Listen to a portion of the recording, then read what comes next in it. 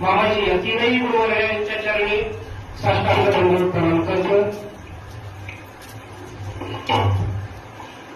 तसेच आजचा हा जो सोहळा गेली 7 दिवसापासून ते 16 तारखेपर्यंत आपल्याला अनुभवायचा आहे, तो या सोहळ्यात आणि कुणीतरी कुजबूज केली की गांधारीचं पहिलं लग्न झालेलं होतं.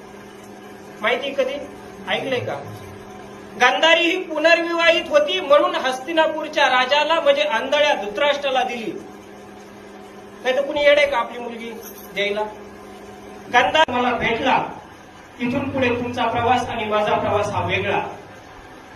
तिथे त्या राम वनवासाला गेल्याच्या नंतर 14 वर्षांनी परत येणार होता. इथे मात्र या उर्मिलाला 14 वर्ष नाही आणि आयुष्य एकटीला काटायचं होतं. तिने कशाच्या जीवावर काटलं असेल? आयुष्य होतं. तिथे 14 वर्षाच्या नंतर परत येण्याचा प्रवास आणि इथे एकदा गेल्याच्या नंतर एका नजरेने नाही, एका शब्दाने नाही, एका आश्रयाने नाही, कशानेच नाही, अवघं जीवन एकटीला संपवायचं होतं. तिने कशाच्या जीवावर संपवलं असेल? कृष्ण भक्तीमध्ये ती इतकी तल्लीन झाली होती की कृष्ण भक्तीमध्ये ती रममाण होऊन तिचं आयुष्य बरोबर तिने जसं जसं पुढे सरकवता येईल तसं तसं सरकवलं.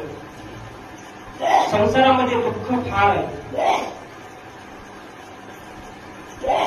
त्या संसारामध्ये दुःखाची आपण म्हणजे त्याचा तुलना करू शकत नाही.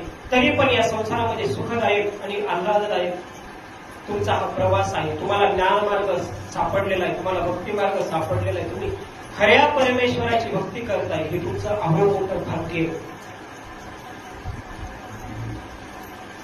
आणि या खऱ्या परमेश्वराच्या भक्ती करत असताना नक्कीच देव आणि धर्म आपण जसा जसा आपल्याकडून